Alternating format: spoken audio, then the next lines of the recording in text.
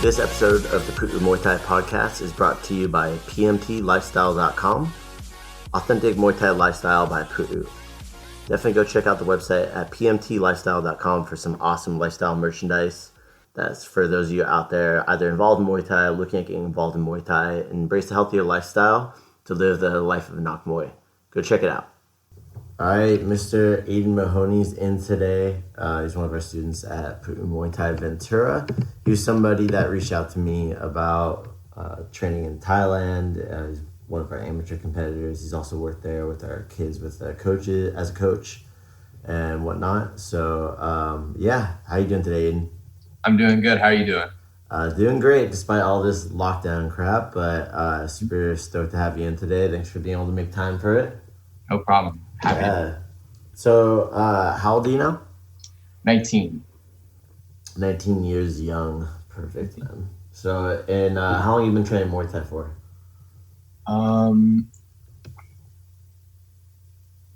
Maybe like 2.5, maybe 3 years. Coming up on 3 years. That makes sense. Coach Ralph is saying he's coming up on 3 years, and I think you guys started around the same time. Mm-hmm. Awesome. So, what got you first started with Muay Thai? I don't know. I've always had an interest in martial arts. Like I remember when I watched my first Bruce Lee movie as a kid, it blew my mind. So ever since I was a little kid, I always wanted to know how to fight and stuff, but I never had a gym I could do it at. There was a Taekwondo gym, but they just made me do blocks all day. They gave me kid belts, and I was just never really into it. Yeah, you didn't get the adult ranking, right? No, I didn't get the legit rankings. Oh. Yeah. So I remember walking from Ventura College down to Main Street. It was nighttime, and I looked across the street and I saw a Muay Thai gym, which was your gym. Oh. I remember in the back of my mind, I got to remember this is here. And I completely forgot about it until a few months later, I was looking just for something to do. And I found a few martial arts gyms, but then I saw your gym again. Nice. And I remember after college, I walked right in and it was you and Coach James doing jiu-jitsu. Oh. Shook hands and you gave me a time to come back. And this was when the ring was still there and stuff.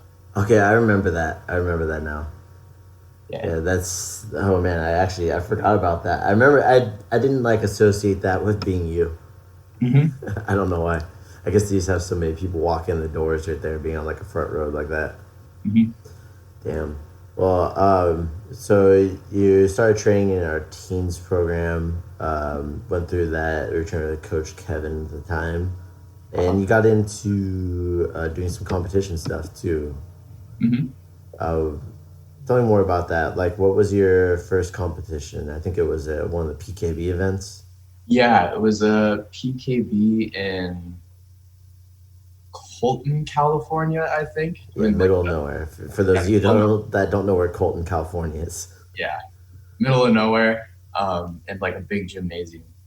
I remember I went with Kevin, Joseph, Wild, and John. And then I think Kevin's wife Claire was there too, if I'm not mistaken. Yeah. Yeah. Did you know they got married? No, I didn't. Yeah, they got married, man. I just realized, I'm oh, maybe he doesn't know. And then I think I drove out that night and met up with you guys, if I'm not mistaken.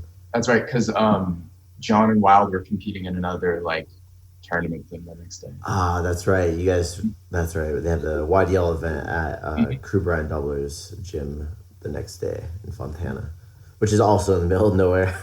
Yeah. The high desert of California. I mean, I think the only time I've really been through there is when I'm driving to Las Vegas. Mm-hmm. So, awesome. And then, so you had that first competition, PKB. I think you were 18 at the time? Mm-hmm. And yeah, who did you compete against? How old were the guys you fought against? Very old. I mean, at least compared to me. They were 36, 30 something, past 35. I remember the first guy I fought was a jiu-jitsu dude. And I remember with John, we were looking around the whole day, trying to figure out who I'm going to be competing against. There was a kid who was about my size and my age. And we were that's gotta be the guy I'm competing against. So they brought me out to the corner and then they had my competitor right next to me, and I was looking around expecting to see that kid, and instead there was like this really ripped jiu-jitsu dude in like his rash guard with his headgear and gloves on. I'm like, oh my God, I'm getting killed. I think everybody has that feeling before their first fight. Mm-hmm. Yeah. So how did it go? I remember I won by, decision, obviously. Yeah. But yeah, it was good. As soon as I started like actually getting in there and like hitting and stuff, like, all the worries about him being way older than me and ripped as hell went out the window. Yeah, you're just like, it doesn't matter now. Exactly. Yeah, man, it's funny how that works. And I've explained here on the podcast before about like what PKB events are, but I'll just explain it again here in brief. Mm-hmm. They're just like hard sparring sessions. They score them based upon like how technical you are, or like a point style system. It's kind of strange, but it allows people like Aidan to get their first, bit of experience in under their belts in like a pretty low pressure situation. Mm-hmm. Would you agree? Totally. Yeah. So then you had that one, and then what came after that? What did you have next? Was it you had a smoker, or did you do another PKB? I think it might have been a smoker, like an in-gym thing. It was at Sit Yatong. Yeah, the in-gym training event at Sit Yatong. Mm-hmm. Yeah, with Scott. I remember you were there for that one. Yes, yeah. Scott, Kevin was cornering with me. Mm-hmm. Scott competed, and then Charlie from Santa Barbara, little Charlie 38. Mm-hmm. Yeah, I remember that one. The gym owner got in the ring before the thing started and played the national anthem on his guitar. Yeah, Kru Walter. Yeah, he plays the national anthem on the guitar. Mm-hmm. That guy's badass, man. Yeah. Love that guy. Nothing but love and respect for the people over at Sit Yatong and June. That's Kru Walter's wife. They're great people. Mm-hmm. Providing stuff like opportunity for you to be able to compete, and they lose money on those things. Yeah. We've had quite a few people have their first competition experience there. I had like my brother, I think Michael, one of the other teen students, competed there before, and I feel like we've been there more than just that. I think their first event, we had our old student Anthony. He had his first match there also, when they actually had their first in-gym training event ever in California. From my understanding, we actually got to compete at it. That was awesome to see. That was through Sit Yatong, but I think it was at their old location. Mm-hmm. So it was a good time. So as you're going through, like, what's a little bit your background? I know your mom's like does Ironmans and shit like that, right? Mm-hmm. Yeah, she's into triathlon, so she's always out biking or running or swimming some ungodly amount of distance. So it runs in the blood, I guess, huh? Some extreme sports. Yeah. And then, where do you live? I know you're back in Ohio. You're back near like a private school or something like that, right? Yeah. I live on the campus of the Thatcher School. My mom has been teaching there since I was an infant. Damn. So I've just grown up on the school campus. Yeah. So for those who aren't familiar with the area, it's like a big private ranch oasis. Would you say that's pretty accurate? Pretty accurate, yeah. It's big. In the Ohio Valley, right? Mm-hmm. Yeah. So, pretty nice place to grow up. Mm-hmm. Yeah. Sweet. So, I guess what's your drive going into like competition stuff? What's your drive for competition for yourself? Well, I guess mostly just like it's more of like a me thing. Like I just like proving myself. Like I've never really had like a huge amount of like confidence in anything. Mm-hmm. So training Muay Thai gave me a lot of that, and competing is like testing my skills and always like, sharpening my tools. Yeah. Yeah, so that it's more just like a personal journey for yourself, right? Yeah. Yeah, so it's not like you want to be like next world champion or anything like that? Well, I mean, that wouldn't hurt, but yeah. Yeah, it's like if that stuff is in the journey, you'll take it, right? Exactly. Well said, man. That's what I figured, but I always like to hear what everybody's saying. So, I know with your training, with this lockdown, you've been staying active. When you first started training with us, about how much did you weigh? I don't know exactly, but like a few months after I started training with you guys, I went to the doctor and just got like a physical, and I weighed 270. 270 pounds. So you might have been a little bit heavier than that before you start, like when you're there. I remember Coach Kevin was kicking you guys' butts in like a class too. Yeah. Yeah. And then, come to now, how much are you weighing now? Right now, I'm about 185, give or take a pound. 185 pounds. Yeah. How much water?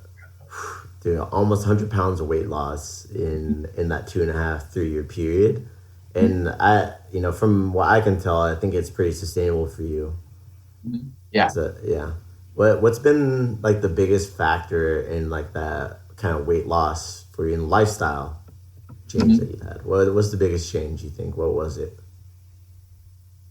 It was finding an outlet for like physical activity that wasn't just like going to the gym or whatever. So like having Muay Thai as like this reason to be exercising really helped. Yeah. And then once I got the ball rolling, it was, much like all the more motivation to keep at it and losing weight. Yeah. It's like, I need to be in better shape so I don't get my butt kicked in sparring, right? I need to eat better. I need to run better, not just because I want to, but like to be better at Muay Thai. Yeah, to get better at the skill that you enjoy doing. Yeah. So that you say like Muay Thai and like developing through that has been a big factor in making that a sustainable lifestyle for you? Huge. Yeah. Huge. Awesome. I could say there's a lot of people that have that kind of lifestyle change through martial arts. And I don't know what it is about Muay Thai, but it seems to get people who are like a little bit on the fringes here in the U.S. Like, for me, I grew up like punk music, all this stuff. You grew up in the freaking mountains. You get these people who are just, like I said, they don't really fit in like your everyday, situation. And I think it kind of forms into the alternative lifestyle of like a martial artist, right?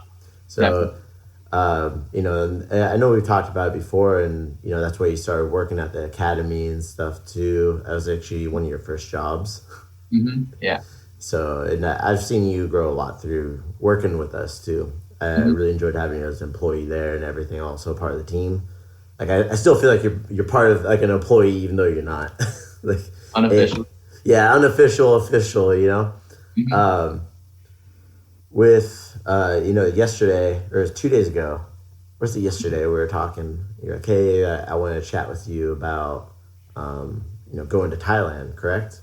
Yeah. Like kind of what that looked like. And that was the whole idea behind this podcast episode, was to get together and talk about it. Cause you're not the only one that's asked me that before. Like, how do I get there? What does that look like? What are some hurdles I might have to overcome, whatnot too. So, you're already approaching taking out one of those hurdles, which is like, if you're in Thailand, your weight class has to be as low as possible. That's going to give you more opportunities. That I'd say that'd be the first one to approach for people, is like, as you're going through, just keep working on yourself, get yourself to like an ideal weight. Like if you're at 185 right now, man, you're looking good too, by the way. Like I can see you moving around really nice at that weight. Like you moved around nice when you were like 200 plus pounds. So getting you move even faster at that lower weight, I think around like 175, 170 would be like really freaking good for you. As you start getting closer to that. Of course, consult your doctor. Okay.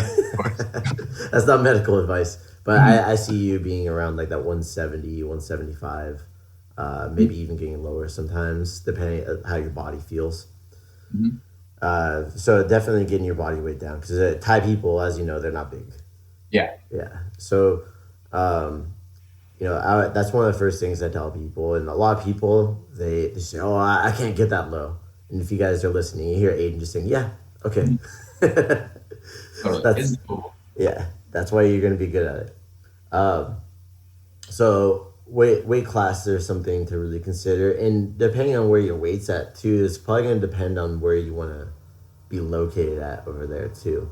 Mm. So if your weight's higher, like I recommend being like somewhere near Phuket, and that's because there's so much international competition there. There's a lot of people that come in from around the world. They come train there, and it could give you more opportunities to compete because you have more international body types that are coming in. Yeah. So that those higher weight classes, yeah, sure there are some like higher weight class like Thai fighters, but those are few and far between. I remember at Muay Thai they had this guy named Yo, and he was like 6'3", and I think he was like 170 pounds.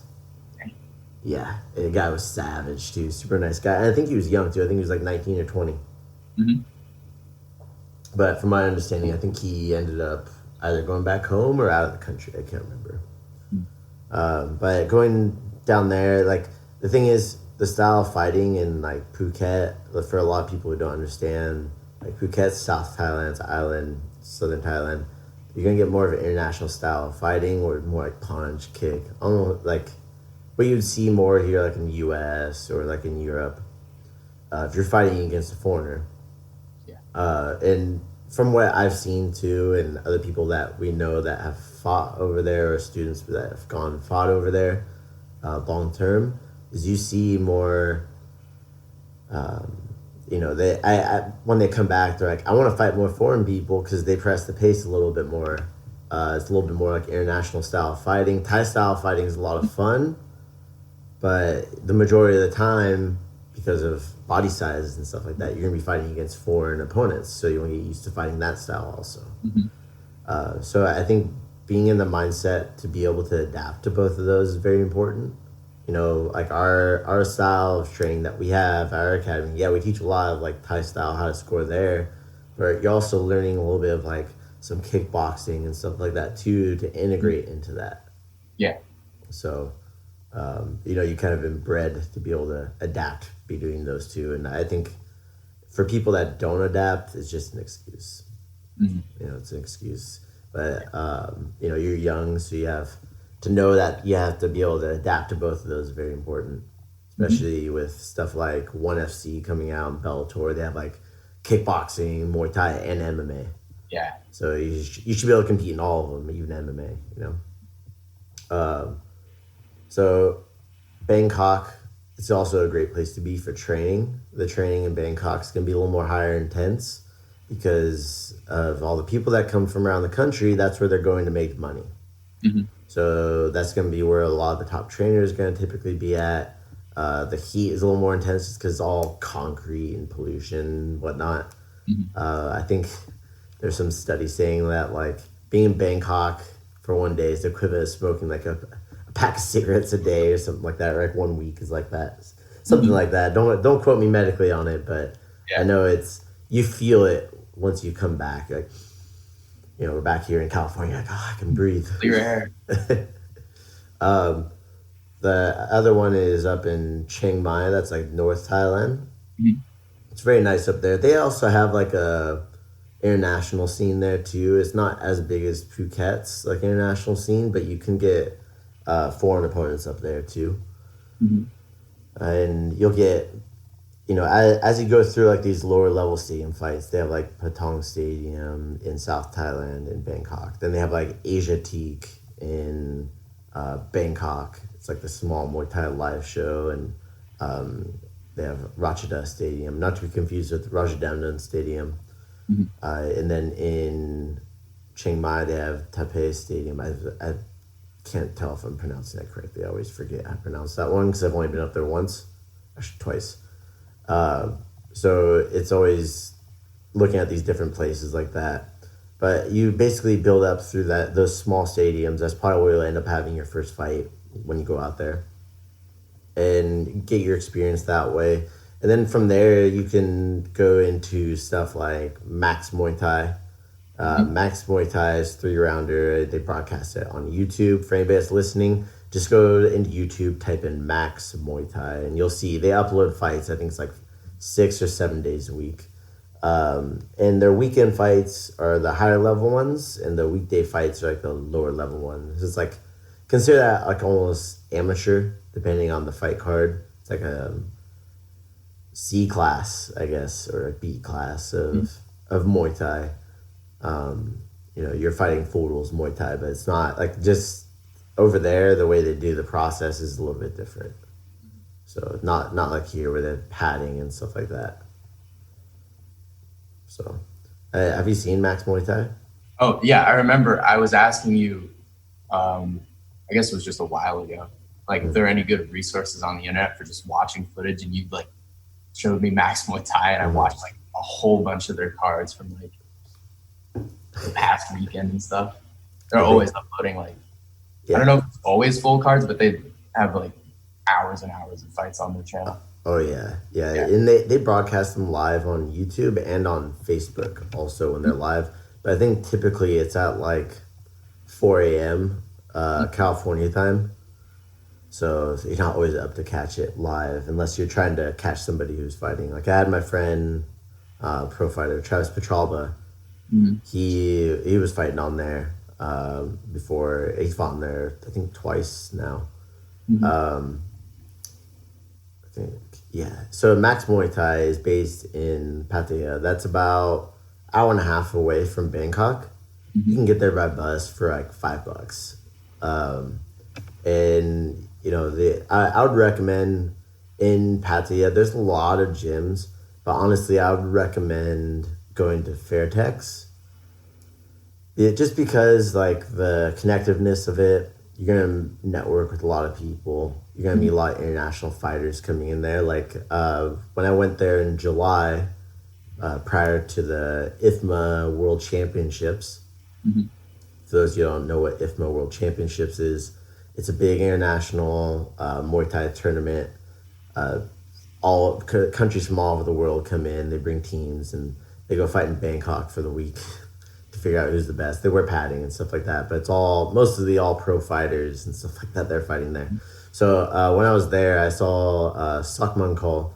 He was there. I'm like, oh, if you guys don't know who Sakman Cole is, I know Aidan knows who he is. Like, yeah.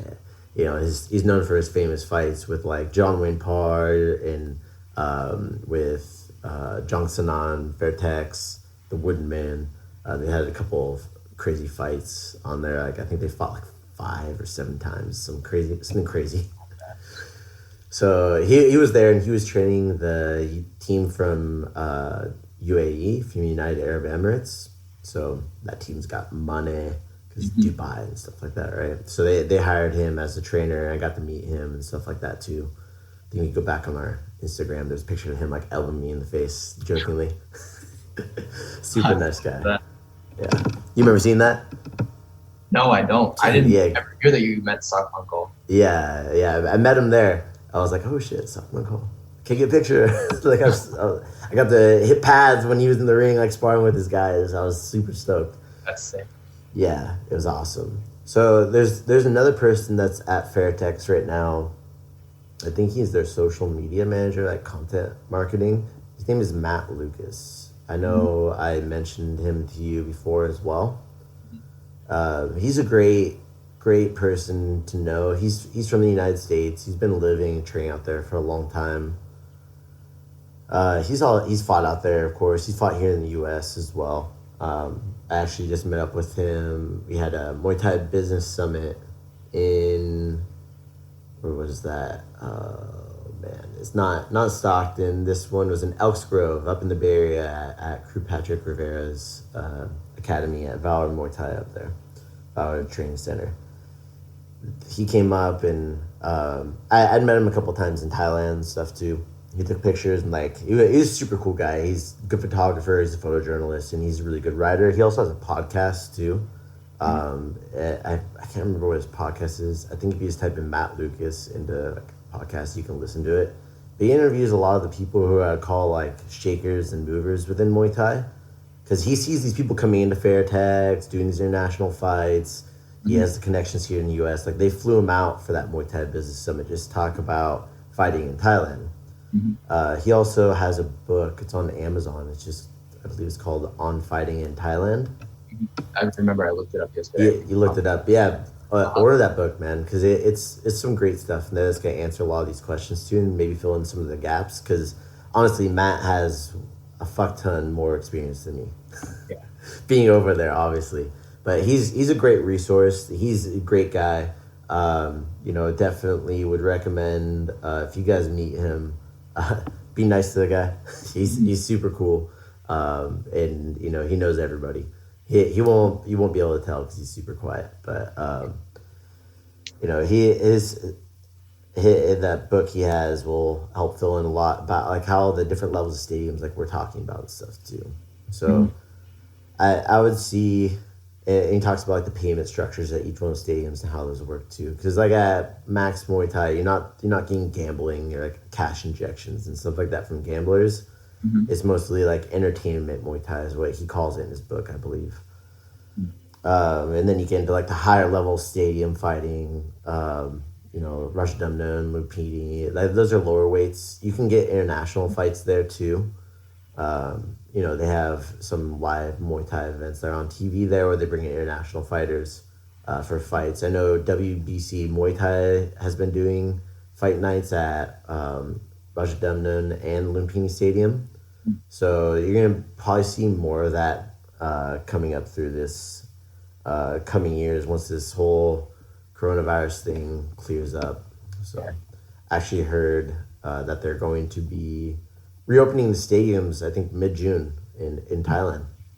So how's the whole corona situation over there, do you know? From what my understanding is, they had just like us, but it's a developing country, so they could be a little more hands-on with enforcing. Yeah.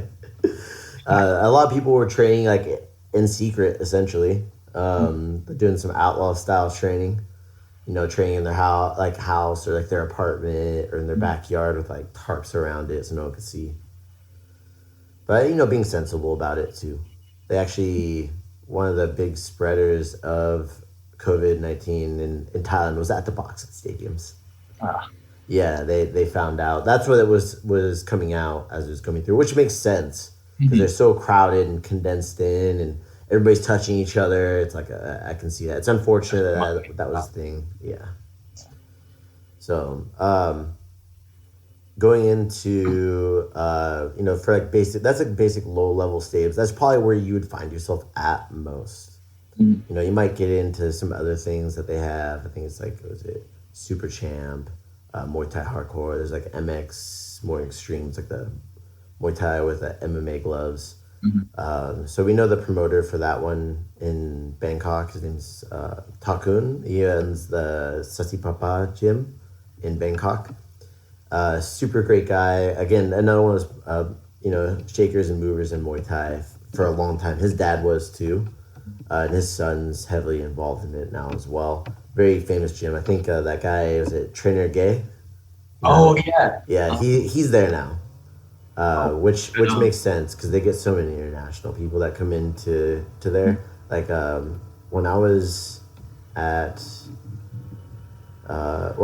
I think it was 2010. Joanna Jacek, the UFC fighter. Yeah, she was there. Yeah, I think she was still fighting like IFMA and stuff back then. So you see a lot of this international talent come through Thailand, and just being there, you're gonna make a lot of connections and stuff too. Just networking. It's it's all about networking because it's such a small community. A lot of people here who follow UFC and stuff like that, they think Muay Thai is like, oh, all this money, and I tell them like, no, there's really not, and they look at me like I'm like fucking crazy, like I don't know what I'm talking about. But once you really get into it, you realize, one, how small it is, two, how little money it is, and three, that most of the people are doing it because they love it, not because of the money. It's a passion thing. So, I guess the next, like, I would say another hurdle is like figuring out how to sustain yourself while you're there. I know you were talking about like, hey, this is way off in the future. Are you planning on having like savings, or you planning on having online work? What are your plans for that? Do you know? So what are you thinking? Right now, my like main objective is to it's a weird time to start trying to do it, but like get as much money saved up as I can. And then basically just get out of California and move somewhere so I don't have to pay that like crazy ass rent. Mm-hmm. And then once I have enough money welled up, jump ship over to Thailand. Yeah. Well, the good thing is if you're saving up a lot of money right now, rent is already going down. Yeah. Like I saw a beach rental for less than what I'm paying here at my place, just so you know. Mm-hmm. So, and that's unheard of in this area. You're paying minimum, $2,300 a month, $2,300 for those of you not from California. Yeah, that's how crazy fucking rent is here, and that's for like a 1 bedroom. Maybe you get a half bath. Maybe you have a washer and dryer. So, you're lucky. Yeah, if you're lucky. But those are definitely going down. And I see it as low as like 1,700 right now. So I think you're going to see more of that go down lower and lower. But definitely cutting down your living expenses would be smart as much as possible to save up money. In regards to like people who are over there doing this stuff, there's a lot of people who are your age who did the same thing. They saved up for like a year and they just went. And I say that's the best thing to do because in my experience, there's never a perfect time to do it. As long as you have money to be able to sustain yourself for like 3 months, at least. Because worst case scenario, you stay over there for 3 months. Mm-hmm. Worst case. When it comes into visas and stuff like that, there's so many different visas you can get. There's like a way to get a student visa over there with like minimal credits for like going to school to learn Thai. You can get stuff for becoming like just a tourist visa. I think you can get up to like 6 months. For that one, you can get your basic visa on arrival, and you can do visa runs. I don't know how that's going to change with this whole COVID thing that's going on right now. I think that's kind of up in the air. But essentially what that allowed you to do is if you're there for 30 days, you leave, you fly out of the country, and you fly back, you get a stamp for another 30 days. So you go fly to like Bali or Laos or Cambodia for a day, then you come back. If you go over via land and you come back via land, I think it's only a 15-day stamp. Don't quote me on that. I haven't done that before. But I just know a lot of people who have. So you go to this thing, it's called a visa run. There's like services that specialize this, and for tourists, it says like visa runs, $200. We'll make sure you get your visa stamp, everything guaranteed. They set up a hotel and food and everything like that for you. Nice. So that's another option. But definitely have like at least 3 months savings over there. And depending on where you're at, that savings amount's going to be different. Phuket's going to be more expensive. It's Paradise Island. Yeah. You can probably get cheap boarding there on the off season where it's like really rainy season. Figure like June through like August is like low season. Like September, October, like October, November is where like the season starts picking up again through like April, May. That's where the rain starts chilling out a little bit. So if you decide to go, that would be a good time. It is hot as hell at that time. And having some sort of like travel insurance is good if possible, just for like getting sick. Because you'll probably get sick while you're over there. Again, third world country, developing country. And, I've gotten so sick over there. I'm honestly convinced I've had the coronavirus already by this point. But I get sick all over there almost every time, except for the last 2 times. So I think after traveling over there for the past like 13 years, I'm finally like immune. You got that bulletproof immunity. Yeah.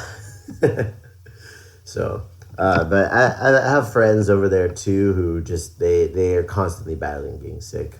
It's nature of the beast over there.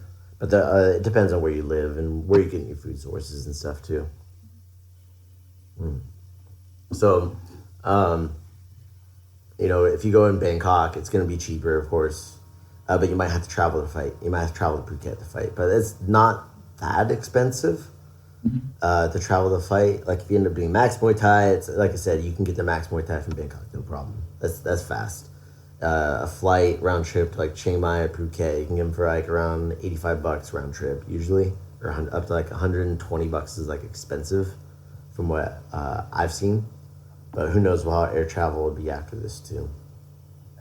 So, of course we have home base in Bangkok at Keith Kem Torn Gym. For those of you who haven't been there, I highly recommend it. That's where we bring our students for the Muay Thai training camp too. And as Aidan knows, everybody always has a good experience there. Yeah, everyone comes back with their I can never pronounce the name right, but they come back with the shirts. It's got the text. Yeah, they have the Kittim torn shirt. Yeah, JK, the owner of the gym, he's actually like he just got promoted within the police in Bangkok. He's pretty much like a game warden. But great person to know. His wife Pimu, his son Kiet, and all the trainers there, always really, really awesome and very hands-on. Mm-hmm. And that's the thing, is you can go to a lot of gyms, and even if you're fighting for them, man, like maybe they're gambling against you. Just to make some money, you know? You don't know. But that won't happen there. I always feel comfortable sending people there, even if they're not, like, I'm not sending them there. They always have a good time. So if you go to Chiang Mai too, train can be a lot cheaper up there also. The same like as in Bangkok. Phuket train's gonna be more expensive also. Say Chiang Mai, you can get pretty expensive comparatively. Living's less there too than Phuket. More like around like what you'd be paying in Bangkok. It's not as hot. You have the jungle and stuff up there too. But again, you might be traveling to go fight. So like what you're gonna be paying to travel might offset it. But the thing is, when you're fighting there, you're fighting for money. So sometimes if like a promoter knows you're coming from Chiang Mai, they'll pay for your flight and stuff like that too, and put you in a hotel for a night, depending on like the promotion stuff too. There's also stuff like going to go fight in Cambodia. You know, if you want to go fuck with that Lithway stuff, go to Myanmar. I don't know. Yeah, you don't want to mess with the headbutts, man. I mean, if I'm the one headbutting, I don't know about getting head. Yeah, it's some crazy stuff. You know, going over to Laos, they have stuff on TV that they're fighting over there. I think Cambodia's already back fighting. Did you see the picture on Instagram? I think I posted in the leadership group. The guy getting sprayed down between rounds in the ring. No. Yeah, they had some ring official with like a personal protective equipment over his face, like spraying down the fighter. I don't know with what, like between rounds. I'm looking it's funny. It's like, don't sweat on each other, but spit and blood is okay. I think it's just safety theater is what I'm calling it. But, yeah. So there's those options too. You can get like about $500-$600 to go fight on those. And that'll last you pretty long out there. Same thing with that Max Muay Thai. You get paid like 10,000 baht. It's like $500. It's not a lot. But if you're paying for your own training, then you don't have to give your cut to the gym. That goes to the next thing is like sponsorships, picking up a sponsorship.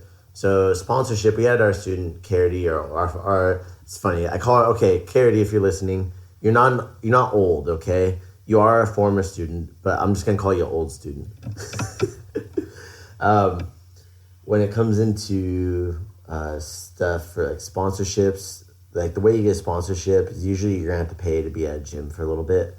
Once you're at the gym and you're fighting, you're showing promise, like, hey, they can make money on you. Whether it be for you, I think it would be do very well because like you're a bigger person, and that means you can hold pads for foreigners that are bigger, work with foreigners. Mm-hmm. And you've been practicing, learning how to be a teacher too through our leadership program, whatnot. So that's a good skill to go into that. Especially down in Phuket, because a lot of the people that come into Muay Thai gyms there are just like on vacation, like, oh, I want to train boxing. They don't care who they learn it from. Mm-hmm. And you're over there fighting, and they're like, oh shit, I learned from this American fighter who's living in Phuket, pro fighter. Cool. So that has like a certain place in the market for sure. And typically the way those work, like if you get a sponsorship, they work out some kind of living arrangement, but you're responsible for cleaning, you're responsible for taking care of people, you're responsible for if somebody gets sick, you're responsible for your own training, like no one's going to hold your hand through training, and they're going to treat you like, pro fighter, like you're just kind of beneath everybody there because of the way the gym is architected with like the hierarchy. Mm-hmm. And it's tough, like seeing some of our students go through that stuff. Like I went and visited them, and it's not easy, man. I think anybody that's done that will agree it's not easy. There's a guy, his name is Paul Beneziak. He has, I think it's called Muay Thai Professional or Muay Thai Technician. he had a series about being a sponsored fighter at not Sam Core's gym. Oh my god, I am totally spacing on this fighter's name. I'm gonna look it up real quick. Pardon if you hear the clicks. This guy was known for having like best fight crew and stuff like that too. Come on. I don't know why I'm like totally biffing it because I totally know who this is. I wanted to go train with him. Namsak Noi, that's who it was. Oh. Namsak Noi. Yeah, so he was living and training with Namsak Noi as a sponsored fighter. So if you guys don't know who Namsak Noi is, he was training with Bukau at the Port Promuk gym, but he was one of the lower weight class, better than Bukau. So Bukau got more international notoriety because of like K1, he's higher weight class and stuff too. But Paul was living at Namsak Noi's gym down in Phuket and was training full time. And he documented a lot of really cool stuff. So I highly recommend maybe check that out, Aidan. Is it just, like, where can I find it? I believe, let me just find his website. Because he's doing a subscription-based service right now. Shout out to Paul. Let me see, I think it's just Muay Thai Technician.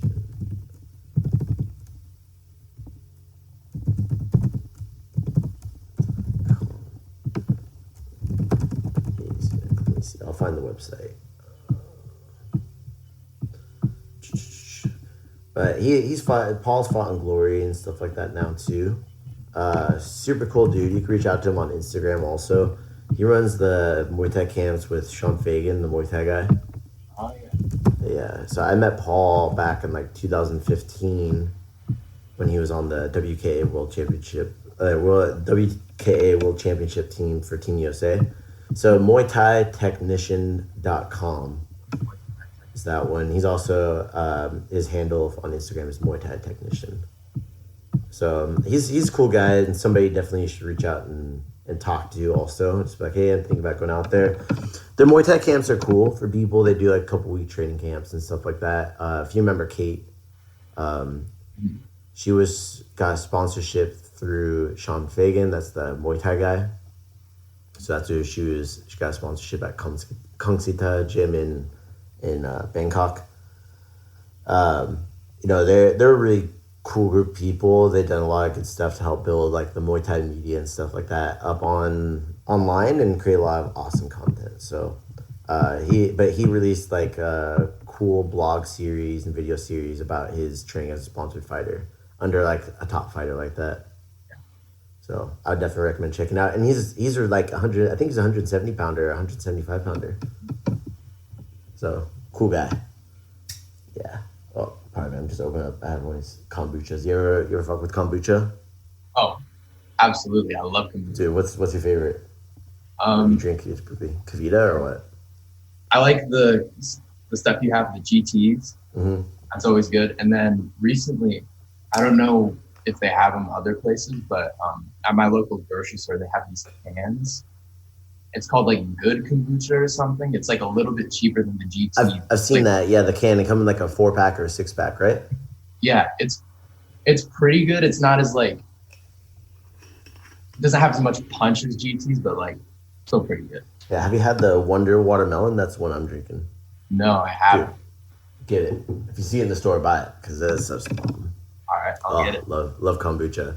Yeah, The Kavita also had another one. It was like watermelon and like mulberry or something like that. Oh, so good. Kavita's another good one. And they're based out of Ojai. So if anybody drinks Kavita, that's where Thatcher School is at. Uh-huh. So hippie town, USA, right? Kombucha sponsorship one day if I'm lucky. Oh, dude, know, I don't know if people realize they actually got bought out. I think by either Coca-Cola or Pepsi. I think it was Coca-Cola. Coca-Cola, yeah, they did switch over major manufacturing over there in Oxnard, and yeah, I'm stoked for them though. It's good for them, and they kept up the quality of the ingredients and stuff too. So props to them. I don't have any sponsorship with GTS or Kavita, by the way. I just love the products, as does Aidan, as far as I know. Yeah. So, what are some other things that like I guess building more experience while you're here too Hmm. is important. I just honestly I recommend tournaments for people here now, Hmm. and like doing the PKBs and gym training events because tournaments you're guaranteed you're gonna fight. Hmm. You're gonna compete at least once. You might get to compete multiple times in a weekend. I feel it's the best investment of your money because a lot of people are like, "Oh, it's a big investment." I'm like, "Well, if you do 3 fights throughout the year, yeah, you're training for 4 to 6 weeks. You're losing out on work time. The commitment of the weekend to go compete, the travel time down to LA, or San Diego, or San Francisco, or Nevada, whatever it may be. You end up spending more money over the long term that way as opposed to having like a one-time payment thing where you go to the tournament for an airplane ticket and you have the chance to compete a few times Yeah. and fight against high-level people. Hmm. Like I'm not saying there's not high-level Muay Thai for like amateur here in California. Sure, there's some standouts, but you're getting people from all over the place. You Yeah. get people from Canada and Mexico in some of these tournaments and stuff too. Even Russia, I think, comes over for the U.S. Muay Thai Open.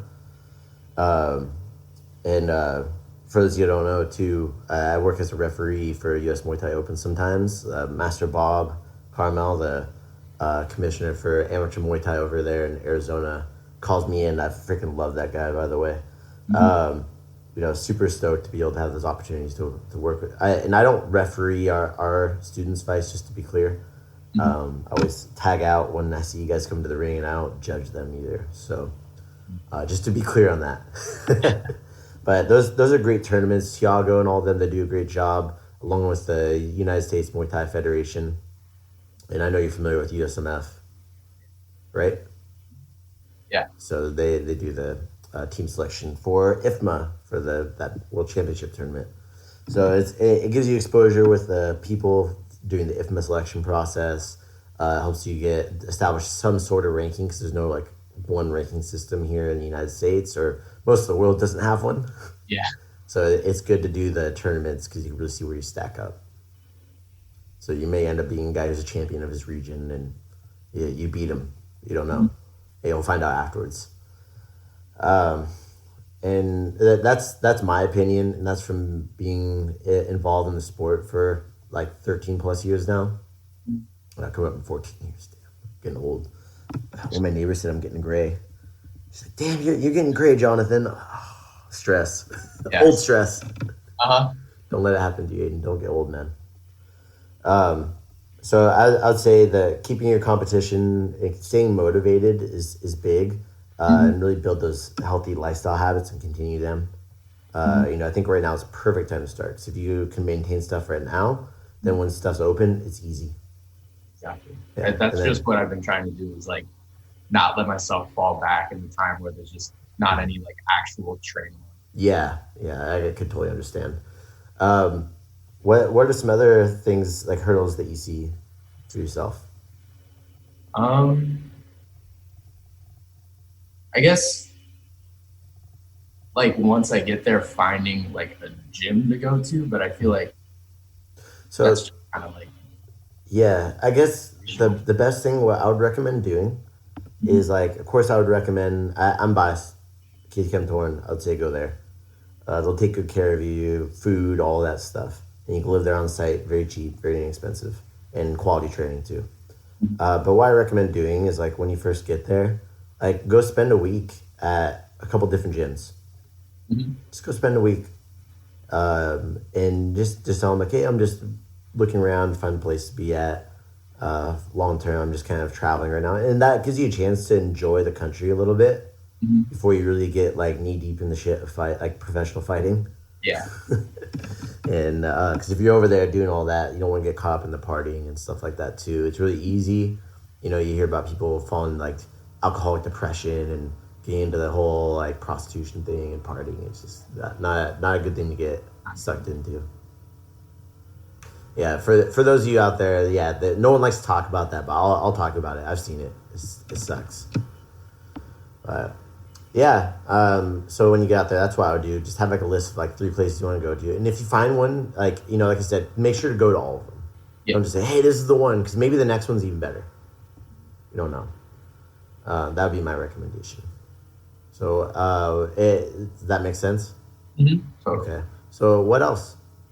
Um, oh, big one, learning Thai. Like I feel like being able to speak Thai would be a Yeah, good. learning like basics of like Spain, just basic conversational. That's stuff that you could pick up at when you're over there too.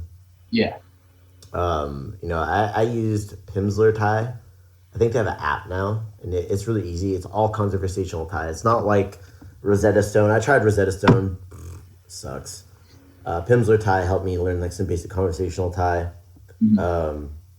about like negotiating and like for prices for food, bargaining, talking about like what restrooms at, like you're not feeling well, you're in pain, you're sick, whatever it may be. It goes over all that stuff and just basically, hey, how you doing? I'm doing well. Or I'm not doing well. I need help. I need to do this.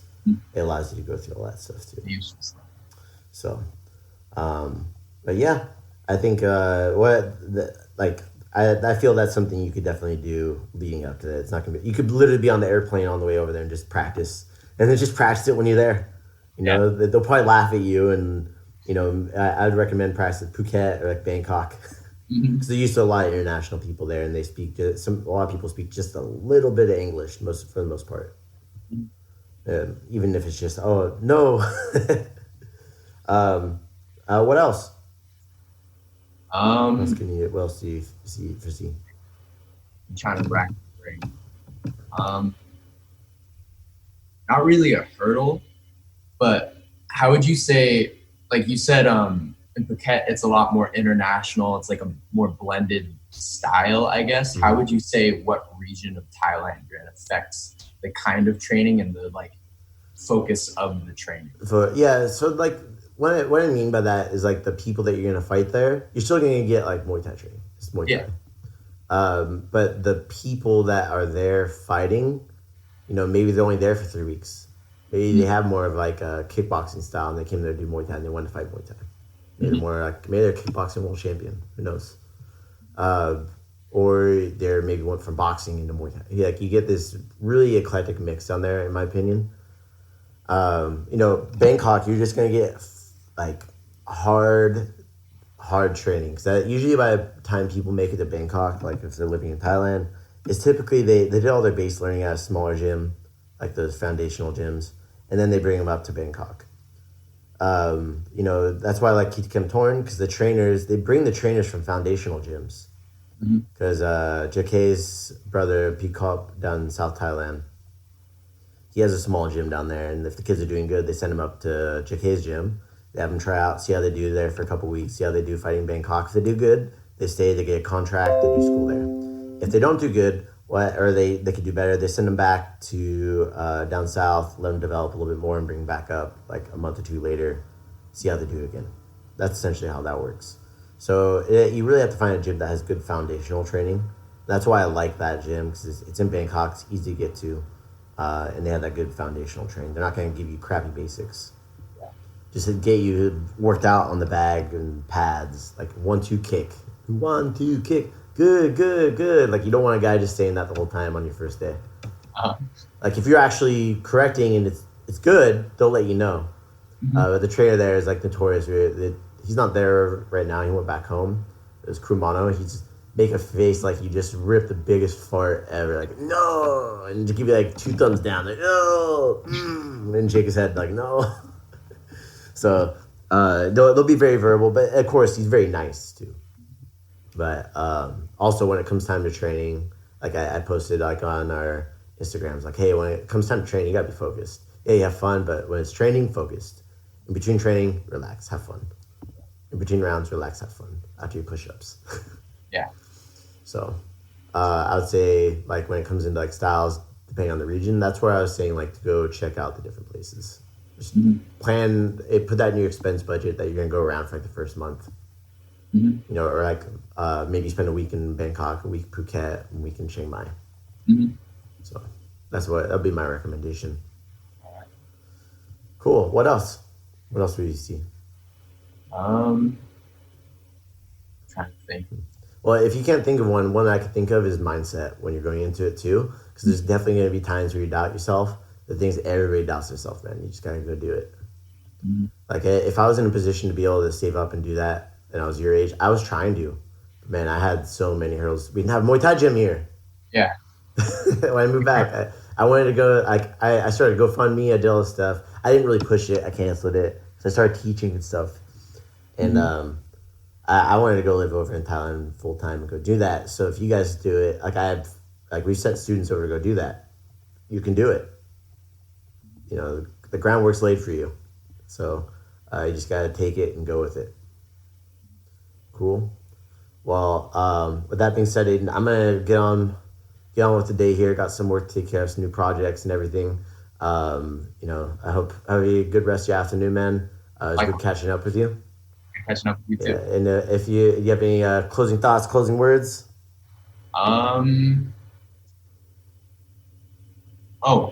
Yes. Not Muay Thai related. How do you think Ferguson Gaethje is gonna go? Oh, dude, Tony's gonna win. Yeah. Coach Todd posted something about it. If you guys don't know, Tony Ferguson's from our area, so shout out to Tony. He's a super cool guy. Like I used to train with him like when he first started doing MMA, and this is how cool he is. Like I didn't see him in years. Then he goes over. Oh, Jonathan was one of my old Muay Thai coaches. I'm like, man, I just trained with you. I wasn't one of your coaches.